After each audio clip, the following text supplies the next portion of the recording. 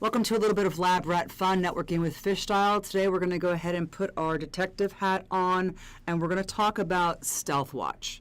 So I do need to do a disclaimer. I've been with Cisco for 22 years. I'm 53, so in the industry, I have been in the IT industry for 30 years, over 30 years. And I have never probably done a YouTube about a product that my own company sells that I'm like, this is cool. So this was really a little weird for me because I've been putting it out on Twitter recently, and then I just kind of sort of was like, it just sounds so artificial. So I'm not doing it out on Twitter anymore because it sounds so artificial. So I'm just going to go ahead and come here and talk to you about it.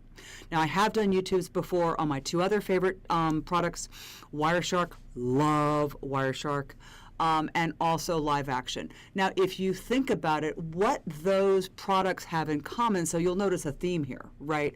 I teach techniques of a network detective at Cisco Live. I've also been asked in the past to teach it at Interop. So you can see that for me, I'm very passionate about troubleshooting. So if we think before security and before I really kind of switched my focus at Cisco for my whole career and became a solutions architect for security, for the past 30 years, really, I've been more focused on routing and switching and all of that. At the same time, I've been in TAC, I've been in CPOC, and so my biggest passion has always been, and what I think is my best subject matter expertise. It's not BGP or multicast or anything like that. It's not my CCIEs or my CCDE. It's troubleshooting. So I truly believe that if you notice the difference between Live Action, the commonality between Live Action and Wireshark. So if you're a fan of Wireshark, why are you a fan of Wireshark? Because the wire never lies. The packets never lie. That is reality. I like actually knowing exactly what reality is. What's going on? Peel away the layers, okay? What's going on? Because I need to get right here when I'm trying to actually figure out what's happening and who done it in the network. Now, when it came up with the techniques of a network detective class a number of years ago, I thought to myself, we as network detectives have a lot in common with regular detectives. So what do regular detectives, crime-fighting regular detectives, what do they do out in the real world? Okay, well, they gather facts. They collect clues. They follow evidence. They interview witnesses. They question suspects. And then they figure out who done it. And you know what? That's what we do. We gather the facts, collect the clues, follow the evidence, interview the witnesses, question the suspects to figure out who done it.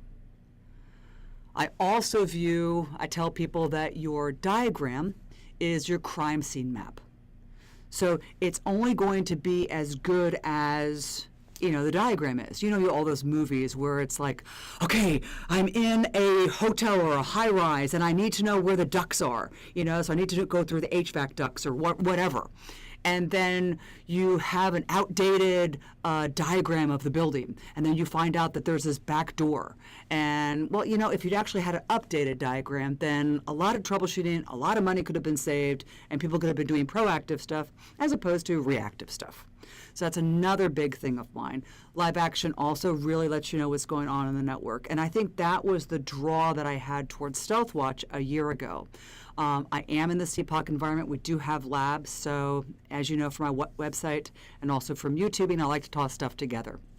So let's go ahead and get down and dirty, I admit, about why I like Stealthwatch so much. Now remember, when I originally got into Stealthwatch, I wasn't looking at it from a security perspective. I was just looking at it from this is really cool. I turned it on, I put it into the CPOC, into our lab production environment. I saw chatty PCs doing fog images. I mean, what I saw was incredible. I actually started at like 10 o'clock in the morning, and I didn't go home that night till like 2 a.m. Why? I was mesmerized by this screen. Okay, not quite this screen. It was Stealthwatch 6 at the time. This is actually Stealthwatch 7 and should be out on Cisco.com any day now.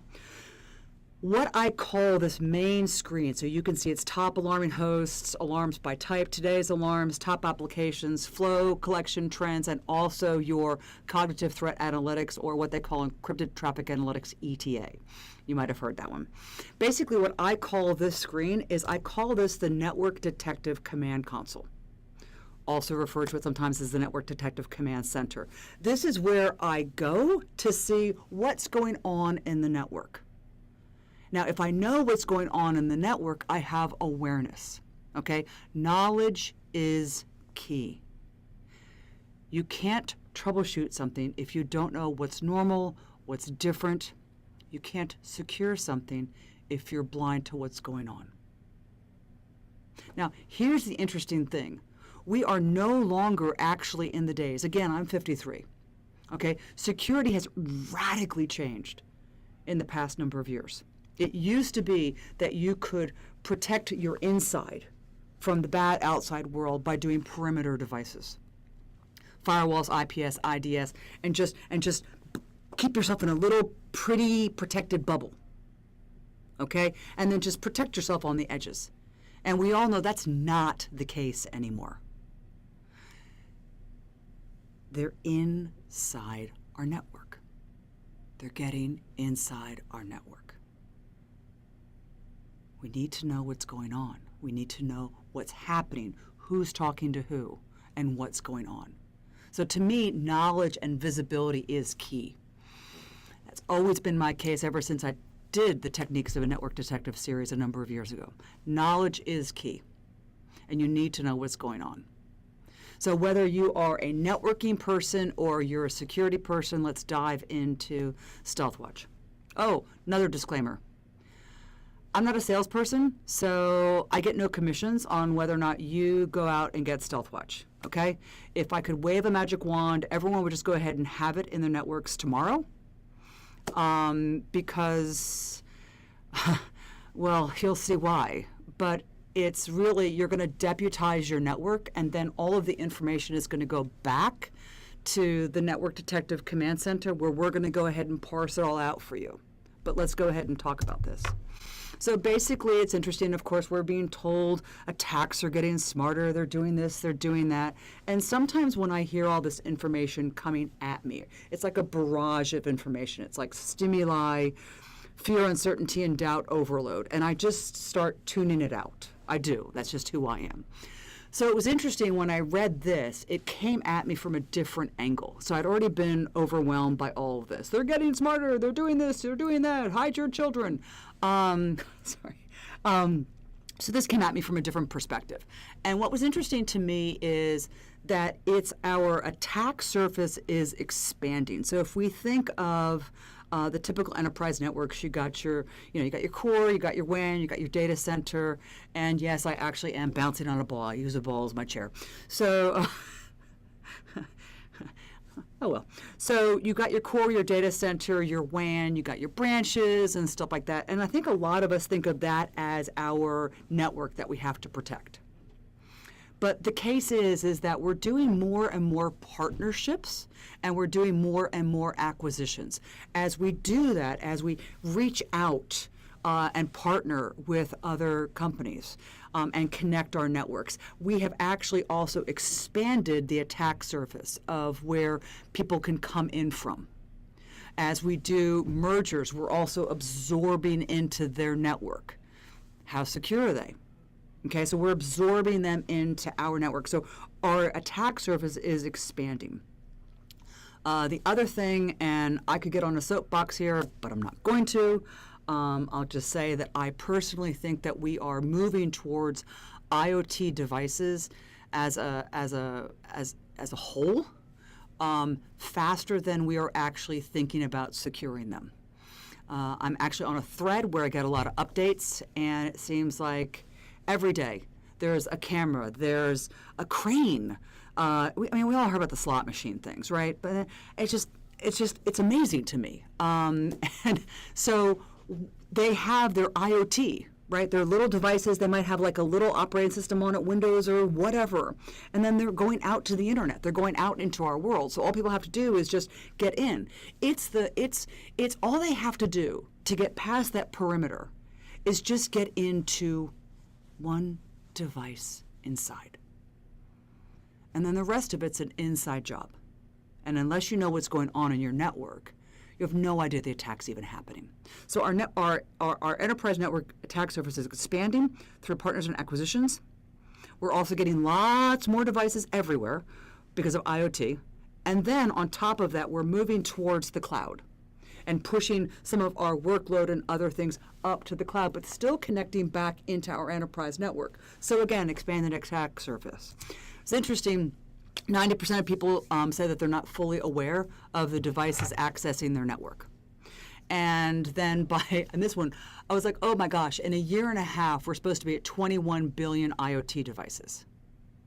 I want you to just think for a second, okay? Just pause of all the IoT devices in your environment. How much thinking about securing them were you doing? Do we even know knowledge is key? Do we even know who they talk to, how they behave, right? It's hard, right? Because how do you protect it if you don't even know who they're talking to or how they behave or what vulnerabilities they have? Now, this was just a marketing thing that I found. 85% of third-party cloud apps fall into the medium to high-risk category. I don't know about that. I mean, I think that, I like AWS. I've heard a lot of great things about them. So I'm going to kind of downplay that. But the focus is that we're partnering, we're acquiring, tossing a lot more devices in there, and we're moving. So we're moving out, lots more devices, and we're moving into the cloud. So you can still imagine that, well, okay, fine, but that's all self-contained. That's all inside. We can protect it. But again, we're not in the world that we used to be in. Why aren't we in that world anymore? Because by 2020, 80% of all traffic will actually be encrypted. So how do the perimeter devices deal with encrypted traffic? Right? Have you noticed, I've noticed, that Cisco is like, oh my gosh, protect the device, protect the device, protect the device. And when I say device, I mean my laptop. Well, technically their laptop that connects into their network. Because Cisco doesn't want to be on the front page of the New York Times. Cisco got hacked. We've seen all of those. Okay? The reputation, getting customers back, especially if we have credit cards there. Of course, with hospitals, there's HIPAA violations, there's fines. So we need to protect ever more so anything that is already inside. And with 80% of all traffic being encrypted by 2020, that's a year and a half away, less than a year and a half away. How do we do that at the perimeter? So what I'm going to say is that you already know all this stuff. Forget that. That's the barrage of stuff that comes this way. What popped for me is that on average, it takes about 191 days on average for a breach to be detected. I want to know what they're doing for 191 days in the network. Okay, once the breach is detected, the average time to contain it is 66 days. Now, when I first read that, I didn't really think that through. It's like, well, why does it take that long to contain it? And once you see it, just stop it, plug it in. And the thing is that, like, one example that I was told that was that people kept on getting infected. Like their PCs were getting infected. And then they would have to send a person out, wipe it, so all this manual cost and manual time and pulling people off of what their day job was. And they had to go and actually wipe the devices, reinstall the devices, put security back on, blah, blah, blah, blah, blah. It took them, through Stealthwatch actually, they did find, and they got down to patient 0 that was just sitting there. And then, infect. So it can take 66 days on average to actually contain it because you actually have to get back down to where is it starting from? Where is patient 0? What's happening? Okay, everything else is just subsequent damage either damage to them or getting into them, damaging them, and then helping them to spread it. Now, 3.62 million, I'd love to be like, oh, and it's 3.62 million, but I don't have 3.62 million, so it's hard for me to, in my mind, imagine what 3.62 million is. I don't really deal with money in my job, and so I don't know what that is. So that part doesn't really reach into me as much as the other ones. The other ones reach into me because as someone who maintains a network and who is also a bit of a control freak, I want to know what they were doing for over 250 days in my network and what damage did they do and did we get rid of it.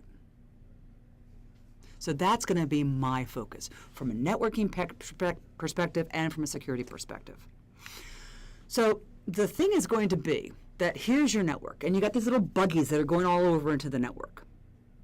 Now remember, if they're getting around in the network, who's passing them around? We'll get to that.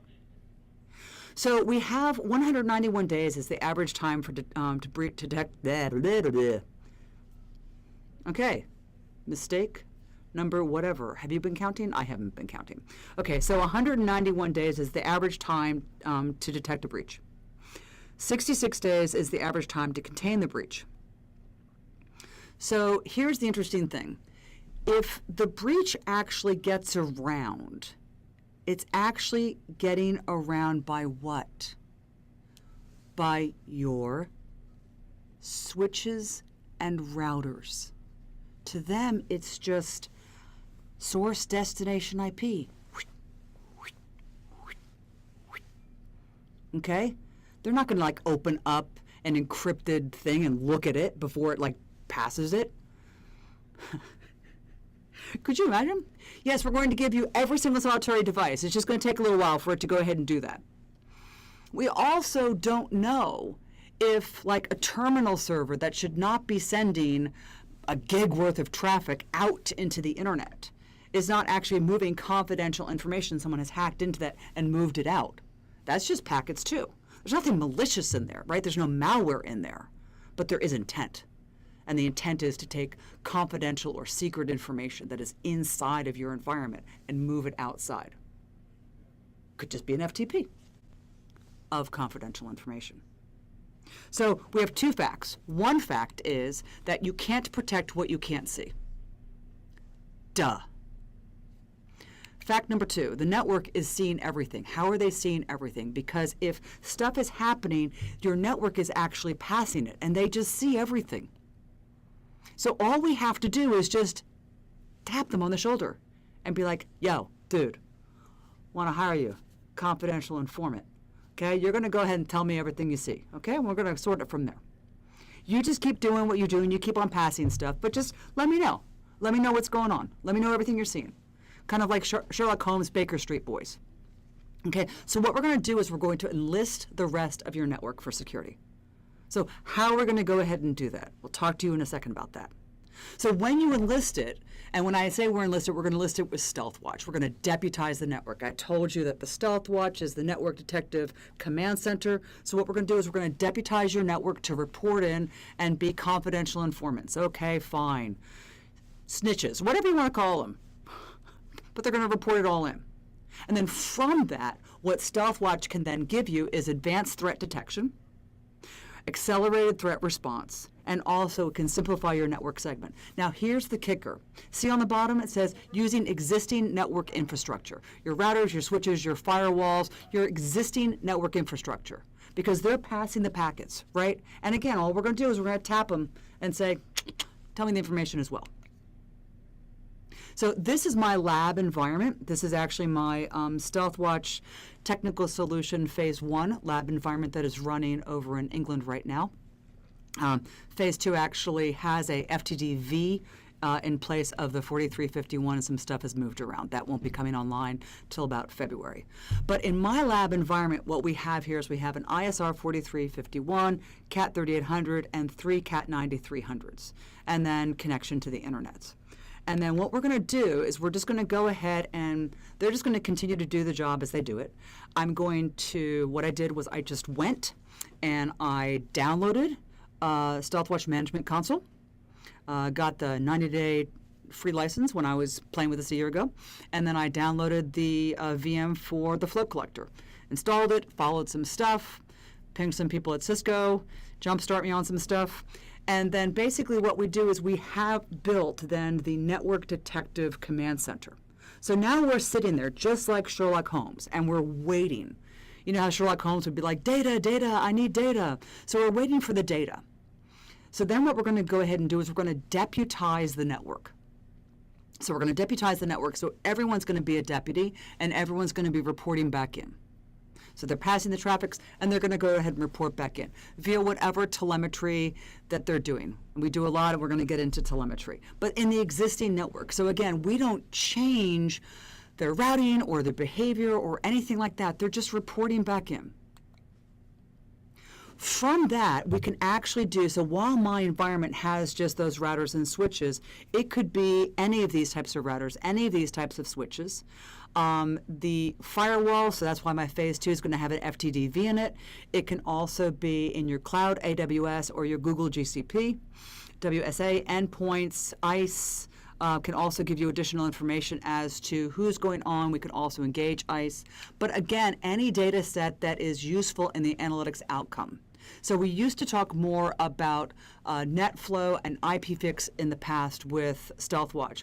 But we're continuing to grow. And so now it's any data set that can come in. Now remember, Cisco actually bought Landcope, which became Stealthwatch. So we actually bought them so they also could work with other vendors' telemetry information as well.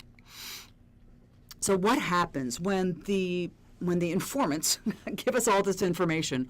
What we do is, now you could go ahead and you could take something like Splunk and you could have all this information, then you can build your own ways of looking into it.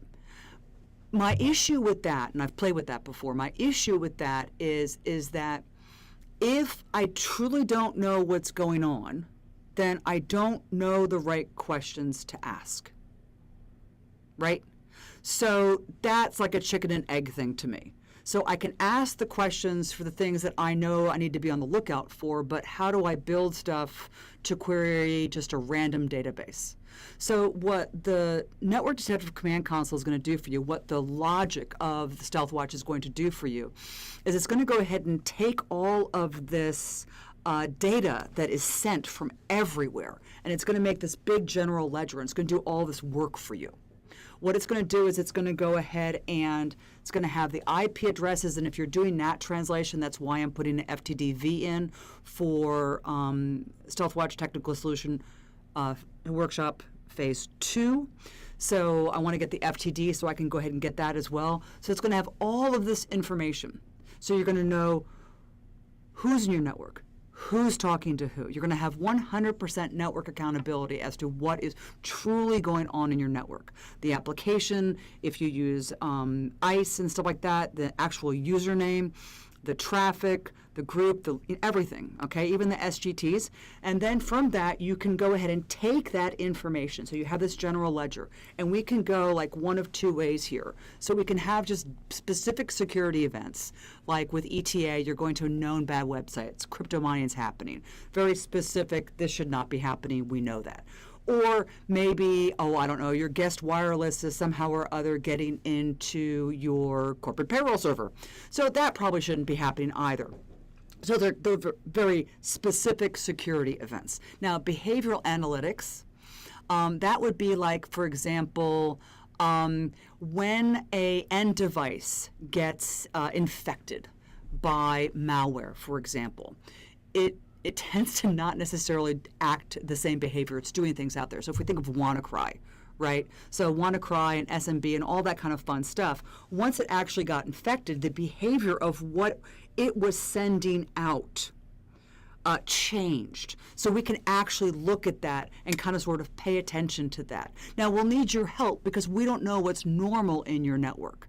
So you can have us do behavioral analytics from the perspective of like classify something as, like I said earlier, like a term server, and that term server should not be doing some kind of exfiltration of data, confidential secret information, and sending it off. But we can go ahead and look at security events, behavior analytics, and then inform you and let you know things that are going on in your network, both, again, from a networking perspective as well as from a security perspective.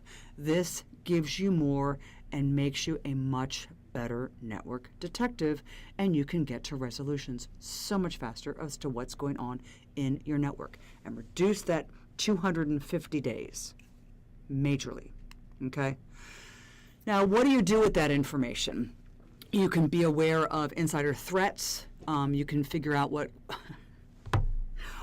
end users are doing inside of your network. Besides crypto mining, I have heard all kinds of fun stories that Stealthwatch has discovered. People hosting their own video, maybe, and that is inappropriate for work, not safe for work, and having their device actually sending out to multiple different users at the same time, all unicast, like a 5 gig. It kind of sort of sounds like a movie, right? So that was an interesting one. Planning your firewall. You notice that the guest wireless are actually are talking to your corporate payroll servers. So this can also get into segmentation. We so often segment things, but we don't actually go back around to make sure that, to verify that the segmentation is working. Network operations, it'll give you visualization. So this is the use cases, okay? So basically what you're gonna do is, this is your network detective command center. You're gonna go ahead and you're gonna sit there, you're gonna collect all the information, and then from that, you're going to see the active alarms for the day. You're going to see your top alarming hosts. You're going to see your alarm trends. You're going to get today's alarms. You're also going to get your top applications, your flow collection trends, as well as your cognitive threat analytics. This is also known as ETA, encrypted traffic analytics. We actually go to a cognitive intelligence that is actually out on the internet. So your network detective command center can kind of sort of have a connection into Interpol as to what's going on out in the rest of the world. Also potentially in verticals and network industries like yours, airlines, whatever, and they can tell you where you are from that perspective. So if you think about it from that perspective, it's your network detective command center kind of sort of teaming up with Interpol. So from that perspective, this is it. Now, once you actually do this, because you've actually listed all the devices in your network, if anything is getting passed in your network, you're going to figure out who they are. So by putting this in, whether it is for whether you're a networking person or you're a security person, again, I have a hashtag out on Twitter that I just have hashtag secure the network. Okay? Because to me, gone are the days, or gone need to be the days, of networking people, security people, and then silos and not working together, okay? It's your company's network. It is your customers' packets that you are routing securely through your network so that your company does not make the front page of the New York Times or the internet that you have been hacked.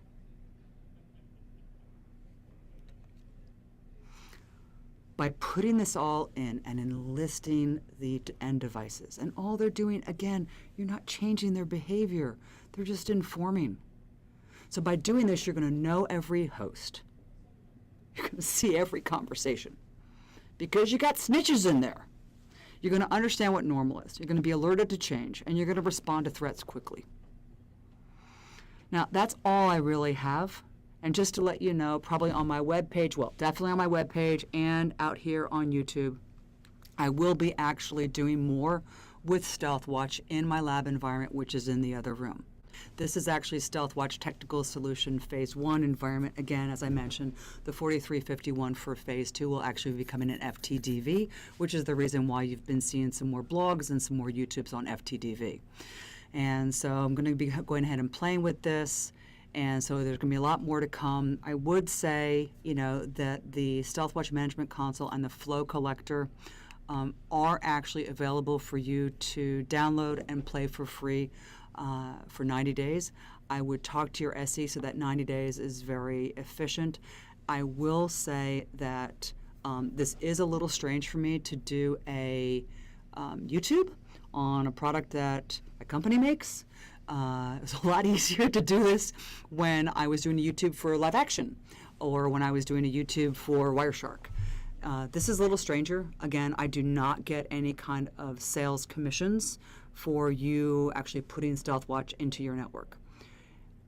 At the same time, if I could click my heels 3 times and wave a magic wand, and suddenly Stealthwatch was on and active in everyone's network, I would. Because I think that from every angle, from the network detective angle as well as from securing your network, again, when I think of that hashtag secure the network, knowledge is key. You can't protect what you can't see. And so visibility is the foundation to any type of protection. And so I would click my heels 3 times, wave a magic wand, and it would be in your network tomorrow. But I can't. So I am going to encourage you because I do believe in it that much.